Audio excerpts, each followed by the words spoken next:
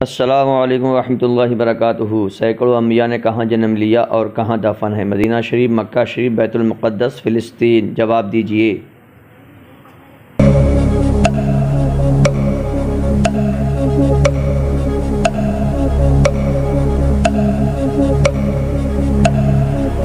सही जवाब है बैतुल मुक़द्दस, फ़िलिस्तीन। लिहाजा फ़िलिस्तीन से खूब मोहब्बत कीजिए, अपने बच्चों को भी बताइए।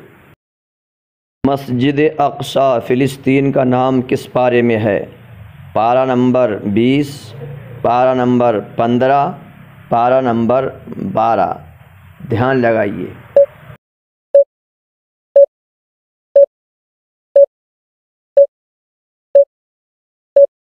जवाब है पारा नंबर 15। हमारे प्यारे आका सल्लल्लाहु अलैहि वसल्लम ने मेराज में किस जगह से आसमान की सैर की? मैदान बदर, मैदान उहद, मदीना शरीफ, बैतुल मुक़द्दस। सही जवाब दीजिए।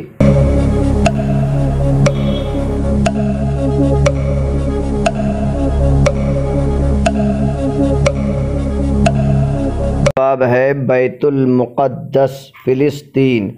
यहीं से हमारे प्यारे आका सल्लल्लाहु अलैहि वसल्लम ने मेराज शरीफ में आसमान की सैर की थी।